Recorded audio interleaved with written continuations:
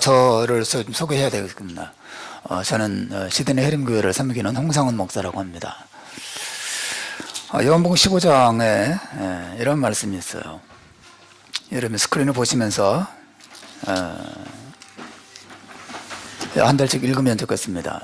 먼저 12절 제가 읽습니다. 여러분 13절 읽으십시오. 내 계명은 곧 내가 너희를 사랑한 것 같이 너희도 서로 사랑하라 하는 이것이니라.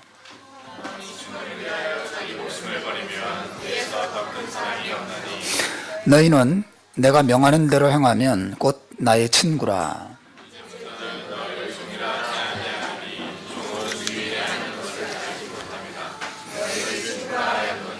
내가 아버지께 들은 것을 다 너희에게 알게 하였습니다. 정말 우리가 친구가 필요합니다. 여러분 친구가 많으신지 모르겠어요. 정말 여러분들을 있는 그대로 이해해주고 여러분들을 사랑해주고 여러분을 품어줄 수 있는 그런 친구 말이죠. 아까 우리 영상에서 본 것처럼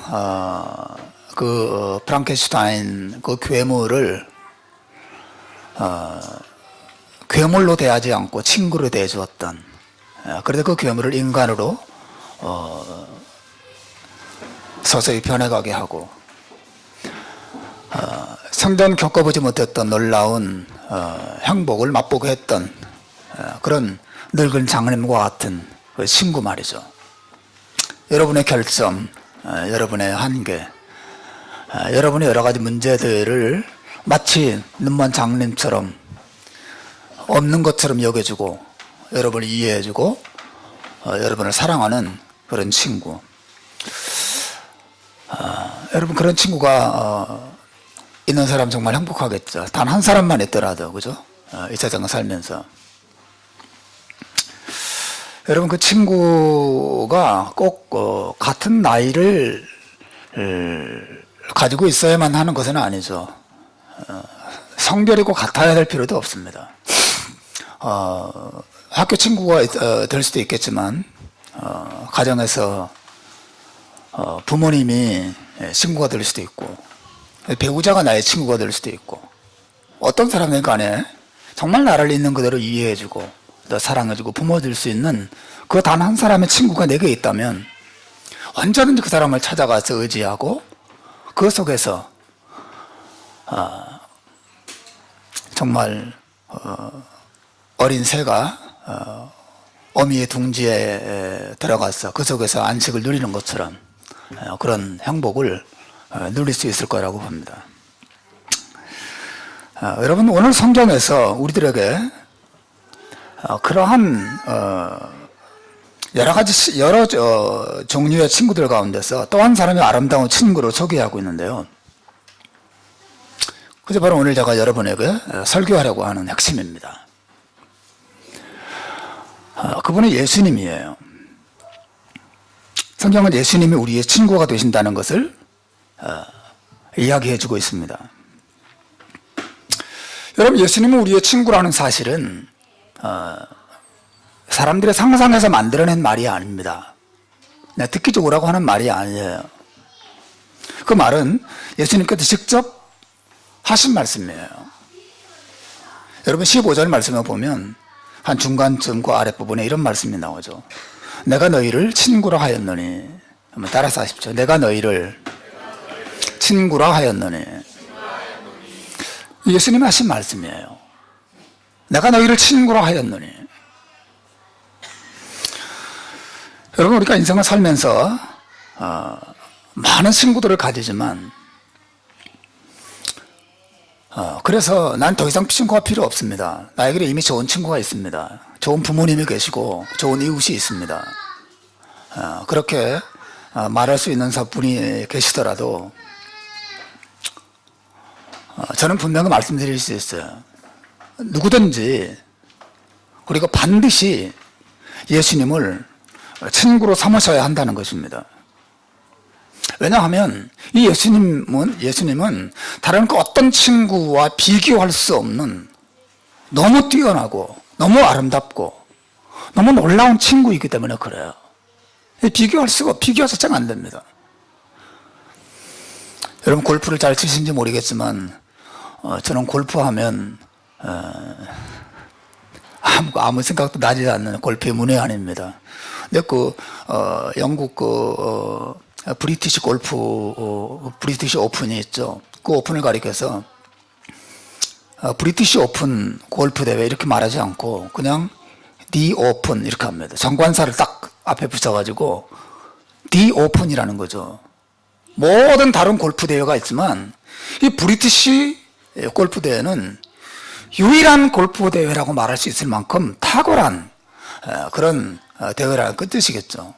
여러분 예수님을 친구라고 말할 때 그 예수님 앞에 정관사 더를 붙여서 the friend라고 말할 수 있어요. 그만큼 구별되는 그만큼 탁월한 친구가 바로 예수님이라고 하는 것입니다. 여러분 성경이 말하는 예수님은 어떤 친구입니까? 가장 먼저 제가 드릴 수 있는 말씀은 그분은 사실 우리의 친구가 될 수 없는 분이라는 점이에요. 우리가 이 사실을 보고 생각해야 됩니다. 예수님은 우리의 친구가 될 수 없는 분이었어요. 성경은 예수님이 하나님과 동등한 분이라고 이야기합니다. 게다가 그분은 죄가 하나도 없는 순결한 분이시라고 말합니다. 또 성경에 따르면 그분은 온 우주 만물 가운데 가장 높은 분이세요. 가장 고귀한 분이죠. 그분을 능가하는 순결함, 그분을 능가하는 존귀, 그분을 능가하는 위엄, 그분을 능가하는 높은 신분은 그 어느 누구도 가지고 있지 않습니다. 근데 우리는요, 예수님은 창조주세요. 성경에 따르면. 우리는요, 우리는 피조물입니다. 우리는 피조물이고 그분은 죄가 없는 순결한 분이시지만 우리는 어떻습니까? 우리는 죄인들이죠. 우리는 벌레와 같고 우리는 그분에 비하면 티끌과 같은 존재예요. 여러분 인간과 티끌이 친구가 될 수 있겠습니까? 인간과 벌레가 친구가 될 수 있겠어요? 도저히 어울리지 않는 관계입니다. 미녀와 야수 그런 영화도 있지만 어울리지 않잖아요. 그렇죠? 왕자와 마녀 어울리지 않잖아요. 여러분 그 정도 어울리지 않는 정도가 아니라 예수님과 우리는 친구가 될 수 없는 어마어마한 격차를 가진 그런 관계 속에 있는 상태라고 하는 것이죠. 그러면 여러분 그분이 세상에 오셔서 우리를 향해서 말씀하시기를 내가 너희를 친구로 하였느니 그렇게 말씀하셨다고 하는 거죠. 그 성경이 말하는 바입니다.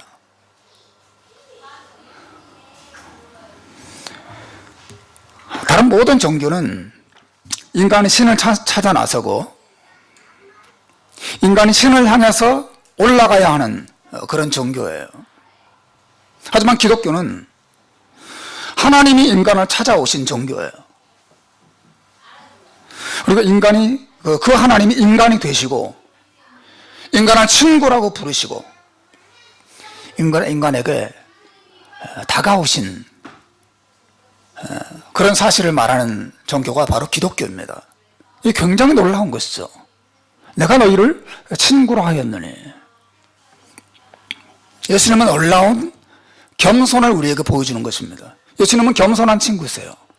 우리와 친구가 될 수 없는 분이신데 도저히 우리가 어울리지 않는 분이신데 너무 높고 너무 존귀하고 너무 순결한 분이신데 그분이 내려오셔서 우리에게 자신을 주시고 내가 너를 나의 친구로 받아들인다. 내가 너의 친구가 되어주겠다. 라고 말씀하셨다고 하는 것입니다. 이 기독교의 영광은 이 예수님의 겸손에 있습니다.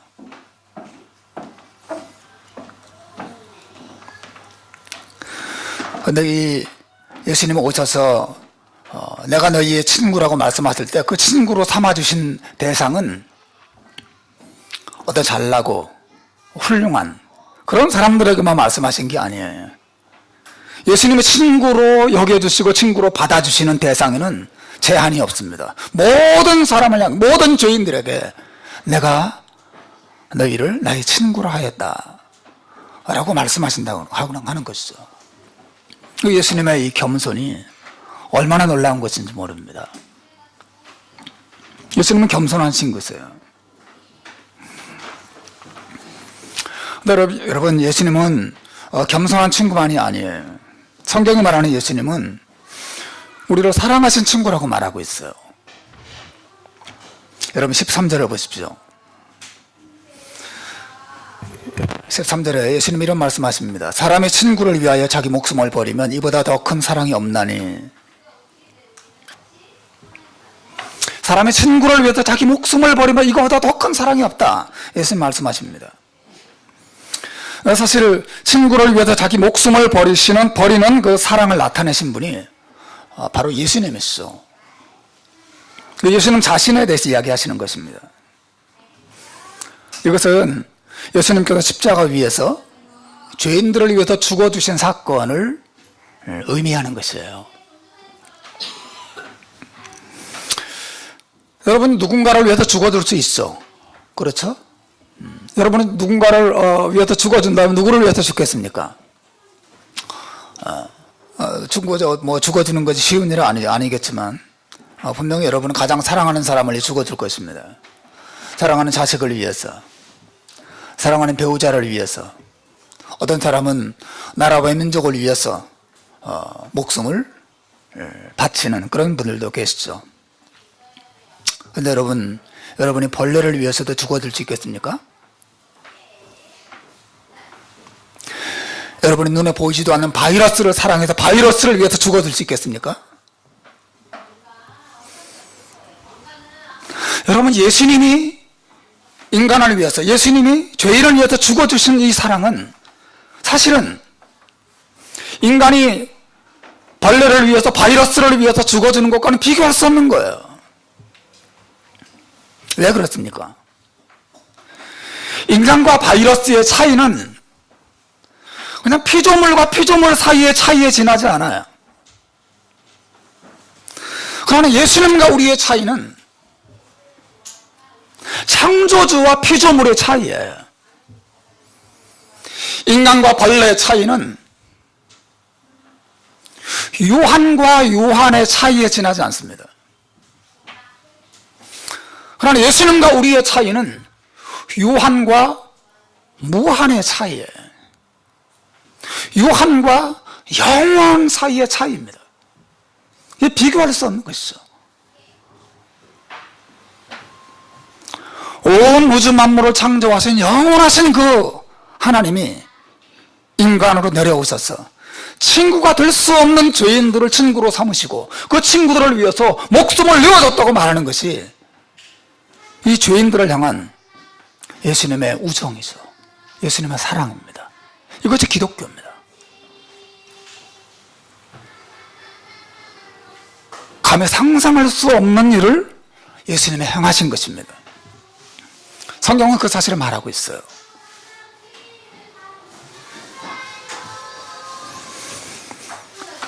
중학교 때 제가 국어를 좋아했고 국어를 좀 잘했습니다. 다른 선생님들에 대해 별로 관심이 없었는데 국어 선생님을 너무 좋아했고 국어 선생님도 저를 좋아해 주셨어요. 국어 수업 시간은 너무너무 즐거웠습니다. 제가 중학교 때 공부를 뛰어나게 잘하는 학생은 아니었고 모든 면이 그냥 평범한 그런 아이여서 눈에 띄지 않는 그런 사람이었어요. 국어 선생님은 그 많은 선생님들 가운데 나를 너무너무 귀여워해 주시고 아껴 주셨습니다. 그리고 그 선생님이 종종 교무실로 나를 부르셔서 학생들 그 시험 본 답안지 같은 거 정리하는 일, 시험지 같은 거 정리하는 일, 그런 일들을 맡겨 주셨습니다. 근데 그게 사실 학교 마치고 빨리 집에 가야 되는데 맡겨준 일이기 때문에 상당히 귀찮은 일이고 피곤한 일이긴 했지만 선생님이 나를 불러줘서 나를 인정해주고 나에게 그 일을 맡겨줬다는 사실이 내가 얼마나 큰 기쁨을 줬는지 몰라. 굉장히 자부심을 줬습니다. 오, 선생님이 나를 불러주셨어. 선생님은 내가 관심을 가지시는구나. 선생님은 나를 사랑하시는구나. 그런 생각을 가지게 했기 때문에 그렇습니다. 사랑하는 여러분, 내가 너희를 친구라 하였다라고 하는 예수님의 말씀은 선생님이 한 학생에 대해서 관심을 가지는 정도가 아닙니다. 영원하신 하나님께서, 영원하신 하나님의 아들께서 티끌보다 더 작은 한 죄인을 사랑하시고 찾아오셔서 그를 위해서 죽으시고 그를 불러주시고 그를 구원해 주시기를 기뻐하셨다고 하는 이 놀라운 예수님의 사랑을 우리에게 소개하고 있는 것입니다. 여러분, 이것이 기독교의 복음이에요. 기독교는 그냥 착하게 살면 구원받는다는 종교가 아닙니다. 기독교는 세상에서 이런저런 훌륭한 일을 하면 하나님의 인정을 받을 수 있다라고 말하는 종교가 아니에요. 기독교는 하나님이 우리를 사랑하셨다라고 하는 종교, 하나님이 우리를 찾아오셨다고 하는 사실입니다. 하나님이 우리를 품어주시고 아무 조건 없이 우리를 받아주시고 우리에게 다가오셔서 우리를 품으신다라고 하는 소식을 전하는 것이 그 기독교입니다. 그래서 여러분, 사도 바울이라는 분이 성경에 계신데 그분이 이런 말을 합니다. 디모데전서 1장 15절을 보면 밑보다 모든 사람이 받을 만한 이 말이여 그리스도 예수께서 죄인을 구원하시려고 세상에 임하셨다 하였도다. 죄인 중에 내가 괴순이라. 그렇게 말씀하셨죠. 모든 사람이 받을 만한 가치가 있는 놀라운 소식이 여기 있습니다. 그렇게 말합니다. 그 소식은 그리스도 예수께서 의인을 구원하려고가 아니고 잘난 사람을 구원하려고가 아니고 죄인을 구원하시려고, 죄인을 부르시려고, 죄인의 친구가 되어주시려고 세상에 임하셨다. 그리고 바울은 말하기를 내가 바로 그 죄인입니다. 내가 바로 그 괴수입니다. 내가 바로 벌레만도 못한 존재입니다. 내가 바로 티끌보다 적은 초라한 존재입니다. 그분이 나를 사랑하시고 내게 관심을 가지시고 내게 다가오셔서 나를 위해 죽어주시고 나의 친구가 되어주셨습니다. 사도 바울이 그 이야기를 하고 있습니다. 기독교는 예수님 얼마나 겸손한 친구인지, 예수님 얼마나 사랑이 충만한 친구인지를 우리에게 말하고 있어요. 여러분, 그뿐이 아니에요. 그 예수님은 겸손하신 친구고 사랑이 많은 친구이실 뿐 아니라 그분은 지금도 살아계신 친구라고 하는 것입니다. 여러분, 예수님의 사랑과 예수님의 용서와 예수님의 구원이 아무리 크고 놀라운 것이라 하더라도 그분이 만약 지금 살아있지 않다면 그분의 사랑과 용서와 그분의 구원은 상상의 산물에 지나지 않는 거죠. 그래서 뭐 어떻다는 것입니까? 아, 과거에 그분이 그러셨어요? 아, 뭐 좋군요. 이러고 지나가도 괜찮을 것입니다. 하나님의 성경은 예수님께서 지금도 살아계시다고 말해요. 로마서 8장 34절에 보면 사도 바울이 같은 말을 합니다. 누가 정죄하리요? 죽으실 뿐 아니라 다시 살아나신 이는 그리스도 예수시니 그는 하나님의 우편에 계신 자요 우리를 위하여 간구하시는 자신이라. 예수님은 겸손하신 친구였어요. 우리의 친구가 될 수 없는 분인데 우리를 위해서 오셨습니다. 그리고 우리를 죽어주셨습니다. 사랑이 많으신 친구였어요. 그러나 그분은 살아나셔서 지금도 하나님 우편에 살아계시고 우리를 위해서 기도하시고 우리를 사랑하시고 우리를 돌보시고 우리를 인도하시는 친구라고, 우리 곁에 여전히 살아계신 친구고 영원히 떠나지 않는 친구라는 사실을 성경은 말하고 있습니다. 이 놀라운 친구입니다. 제가 사랑하는 친구는 한국에 있습니다. 우리 대학원에서 만나서 깊이 사랑과 우정을 나누었던 친구예요. 하지만 저는 호주에 있고 그 친구는 한국에 있습니다. 우리는 더 이상 만날 수 없어요. 사랑하는 여러분, 그러나 예수님은 하나님으로서 지금도 살아계셔서 우리가 어디로 가든지 어디에 있든지 무슨 일을 하든지 항상 우리 곁에서 살아서 우리를 도우시고 우리의 기도를 들으시고 우리를 축복하시는 친구라는 사실을 성경은 이야기하고 있어요. 여러분, 이런 친구 있으세요? 이렇게 겸손한 친구, 이렇게 사랑이 많은 친구, 조건 없이 나를 품어주시는 친구, 영원히 죽지 않고 내 곁에 항상 함께 있는 그런 친구, 여러분, 그런 친구를 가지고 있습니까? 여러분, 가장 결정적으로 중요한 사실이 또 하나 있습니다. 그것은 그 예수님이 우리가 다시 만날 친구라고 하는 점이죠. 여러분, 아무리 좋은 친구라 하더라도 두 번 다시 만나지 못할 친구라면 무슨 소용이 있겠어요? 두 번 다시 만날 수 없어요.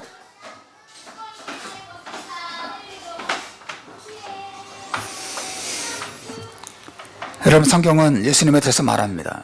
요한복음 14장 3절에서 내가 다시 와서 너희를 내게로 영접하여 나 있는 곳에 너희도 있게 하겠다. 놀라운 약속이죠. 내가 다시 오겠다 하셨습니다. 그분은 나를 위해서 오셨고 나를 위해서 죽으셨고 나를 위해 다시 살아나셨고 우리가 하늘에 오르셨다가 다시 오실 것입니다. 다시 오실 친구, 다시 만날 친구, 이제는 더 이상 헤어지지 않고 영원토록 같이 있게 하겠다고 약속하신 친구, 그분이 바로 예수님이라고 하는 것이죠. 때때로 누굽니까? 이민생활 하다 보면 사람들이 여기서는 호주에 같이 지낼 때는 너무 막 좋고 막 사랑을 나누고 간이라도 빼어줄 것처럼 그렇게 좋아하다가 한국에 딱 돌아가는 순간, 나는 호주에 남아있고 그 친구는 한국으로 돌아가는 순간 얼굴색을 싹 바꾸고 모르는 사람처럼 관계를 정리하는 그런 분들 우리 종종 이민생활하면서 많이 만납니다. 왜 그렇습니까? 제가 다시 만나지 않을 거라고 생각하니까. 또 시드니 살다가 다른 주로 이사 가면 그냥 끝이에요. 우리가 잘 좋은 일 막 하다가 사기치고 딱 도망가서 그냥 자취를 감추면 그만입니다. 다시 만나지 않을 거라고 생각하니까 안심하고 죄를 짓는 거죠. 그러나 여러분, 우리 예수님은 다시 만나지 못할 공상 속에서, 꿈 속에서만 있는, 이론 속에서만 존재하는 그런 친구가 아니세요. 그분은 다시 오실 것이라고 약속하고 있습니다. 이런 친구.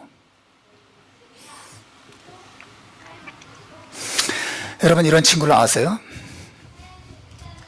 겸손하고 우리를 죽도록 사랑하시고 지금도 살아계셔서 우리를 돌보시고 장차 다시 오셔서 우리를 영원한 천국으로 인도할 그런 친구. 정말 여러분이 이 친구를 여러분의 삶에 모시게 되기를 주님의 이름으로 축복해 드립니다. 그러면 우리가 어떻게 예수님을 우리의 친구로 받아들일 수 있을까요? 분명한 것은 예수님의 뜻은 그분이 우리의 친구가 되시는 거예요. 그런데 여러분, 친구라고 하는 것은 한 사람만 일방적으로 좋아한다고 해서 친구가 될 수는 없잖아요. 그렇지 않습니까? 나는 너무너무 좋아하는데 상대방은 나에 대해서 별 관심이 없거나 내가 마음을 열지 않으면 친구가 될 수 없는 거죠. 그렇죠. 여러분, 예수님의 뜻은 우리의 친구가 되시는 거예요. 우리가 우리의 친구가 되시려고 오셔서 우리를 위해서 죽으시고 다시 살아나시고 우리를 구원하시고 다시 오실 것입니다. 어떻게 우리가 이분의 친구가 될 수 있을까요? 여러분 14절에서 사도 요한이 이런 말을 합니다. 예수님께서 이런 말씀을 하셨어요. 여러분 14절을 같이 읽어볼까요? 시작. 너희는 내가 명하는 대로 행하면 곧 나의 친구라. 이 말씀을 감안해 보십시오. 너희가 내가 명하는 대로 행하면 곧 나의 친구가 된다. 이런 말씀하셨어요. 나의 친구라고 말씀하십니다. 근데 여러분 이 말씀은 너희가 내 명령을 완전하게 지켜야만, 내 명령을 완전하게 지키는 사람에게만 내 친구가 될 자격을 주겠다, 그런 뜻은 아니에요.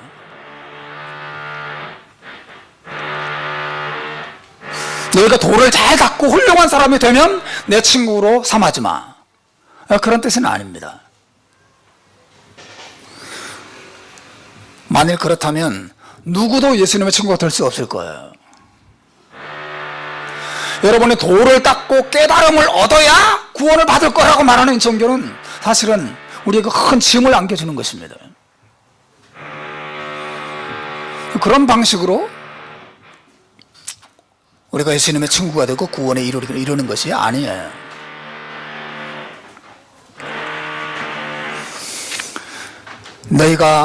내가 명하는 대로 행하면, 중요한 것은 예수님은 어떤 명령을 주시느냐 하는 거죠. 여러분 그 앞에 12절을 보시겠어요? 예수님은 어떤 명령을 주셨는가 보십시오. 12절 읽어보십시오. 시작. 내 계명은 곧 내가 너희를 사랑한 것 같이 너희도 사랑하라는 이것이니라. 이 말씀을 하시고, 그리고 14절에서 내가 명령하는 대로 행하면 곧 나의 친구라고 말씀하셨어요. 예수님의 1차적인 명령은 뭐예요? 그것은 내 사랑을 받아들이라는 것입니다. 예수님 말씀하셨어요. 내가 너희를 사랑한 것 같이 너희도 서로 사랑하라는 것이 내 계명이다 말씀하셨어요. 내가 너희를 사랑한 것 같이 너희도 서로 사랑하라. 여러분 예수님의 첫 번째 명령은 뭐예요? 우리를 사랑하시는 그 예수님 자신의 사랑을 받아들이라는 것입니다. 이 사랑을 믿으라고 하는 것입니다. 이 사랑을 믿고 나를 받아들이라는 것입니다. 내가 너를 아무 조건 없이 사랑한다는 사실을 내 마음을 받아들이라는 것입니다.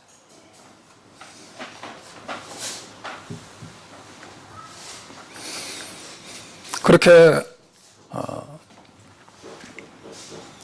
예수님의 영원한 사랑을 우리가 받아들이고 내 죄를 위해서 죽어주신 그분의 사랑을 받아들일 때 여러분은 예수님의 친구가 될 수 있어요. 그리고 예수님의 친구가 된 이후의 삶은 뭐예요? 서로 사랑하며 사는 것입니다. 내가 너희를 사랑한 것 같이 너희도 서로 사랑하라. 이것이 예수님의 명령이에요. 예수님의 친구가 되는 방법은 먼저 그분의 사랑을 받아들이는 것이고, 그 친구가 된 다음에 친구답게 사는 삶이 뭐예요? 나를 사랑하신 그 사랑 안에서 나도 다른 사람을 사랑하는 삶이죠. 이게 바로 너희가 내가 명하는 대로 행하면 곧 나의 친구라고 말씀하시는 말씀의 의미예요. 여러분, 예수님의 친구들은 친구가 되기 위해서 사랑하는 사람이 아닙니다. 친구가 되었기 때문에 사랑하는 사람이에요. 기독교는 구원받기 위해서 행하는 종교가 아니에요.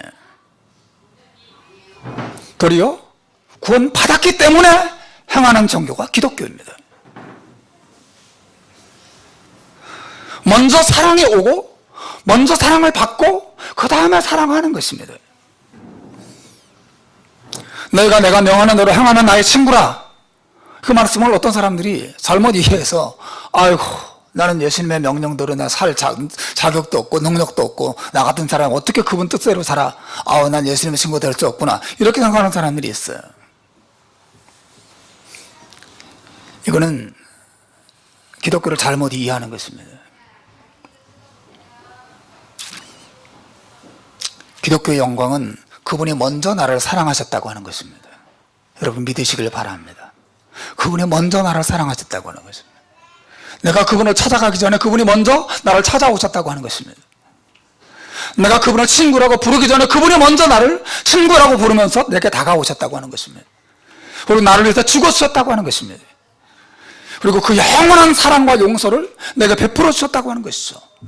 이제 우리의 태도는 뭐예요?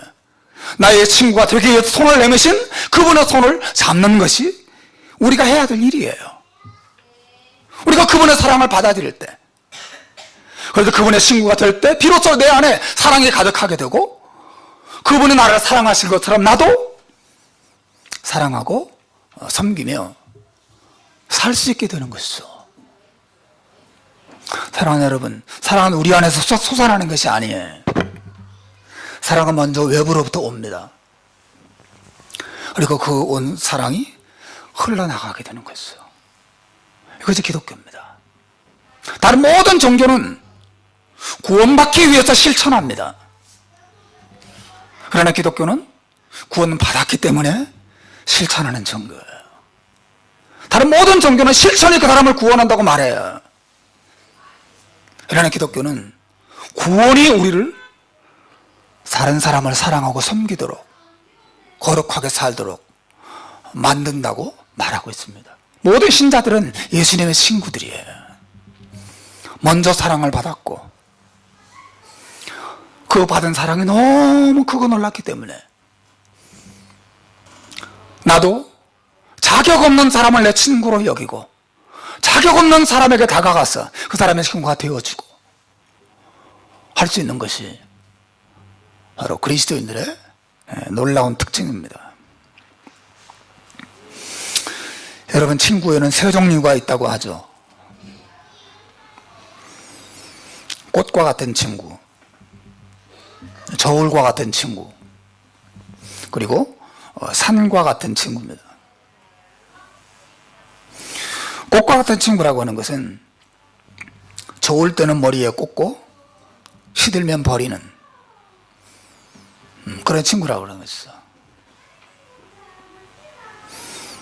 꽃과 같은 친구입니다. 좋을 때는 언제나 웃으면서 내 곁에 와서 나를 좋아하는 것 같지만 조금만 기분 나쁘고 나에게 해가 될다 싶으면 또 내가 별로 이익이 없다 싶으면 떠나는 그런 친구는 꽃과 같은 친구입니다. 저울과 같은 친구가 있어요. 저울과 같은 친구는 여러분, 저울은 물건이 무거우면 고개를 숙이고 가벼우면 고개를 들죠. 저울과 같은 친구는 주는 것이 있으면 공경하지만 주는 것이 없으면 업신여기는 친구입니다. 저울과 같은 친구예요.